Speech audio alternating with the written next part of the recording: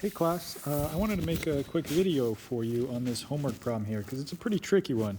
You have this block being pushed at some force P, we'll call it block 1, and an additional block, block 2, this little one here, that's being held against the surface of block 1 as you're pushing it. And so you have to be pushing it with such a force that it's accelerating and keeping the block in place. Now, this is kind of weird to think about because if we're trying to do a free body diagram, how is that block being held in place? Well, let's again draw it out and see what it shows. Now we have some weight force, m2g here, of the block in the downward direction, a small cube.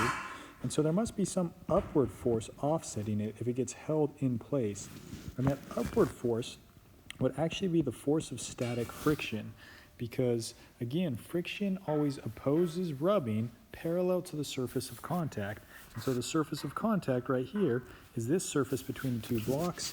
And so since gravity would be trying to pull that block down, friction would resist that rubbing and push in the upward direction. So to complete our free body diagram, the only other force acting on the small block, again, just in case there's any confusion, this is a free body diagram for the small block. The only other force would be some forward force from block number 1, which, since it's perpendicular to a surface of contact, I would actually consider this to be a normal force. So if we go through our normal process and do some of the forces, what we would have is sum of the forces in the x direction equals m(ax), and sum of the forces in the y direction equals m(ay), where ay needs to be equal to 0 so that it's stationary. So what we would have here is that the force of static friction minus the weight mg has to equal 0. And since we're looking at a situation where we want the minimum force P, that means we're going to have that static force of friction has to be at its very maximum possible value. So it's going to be equal to the coefficient times the normal force. So we can substitute that in. Mu(s) times the normal force, moving the mg to the other side, must be equal to mg. And so we can see right away that the normal force is just going to be equal to the weight, mg, over that coefficient. So now, if we go and look at some of the forces in the x direction, all we have is Fn equals ma, where a is the acceleration of the small block, and we can substitute in the normal force we just found. So mg over the coefficient equals ma. Those m's cancel out, and we can determine the acceleration of the little block to just be g over the coefficient of static friction.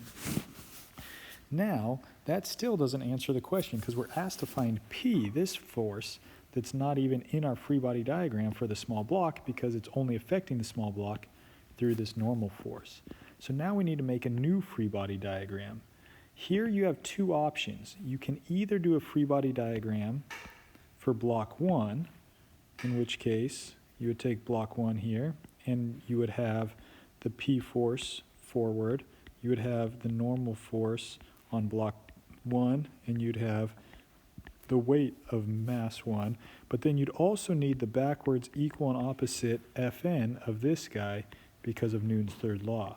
So what I'm going to do to simplify this, for me, what I would actually change is I would draw my free body diagram for the two blocks together as a single system.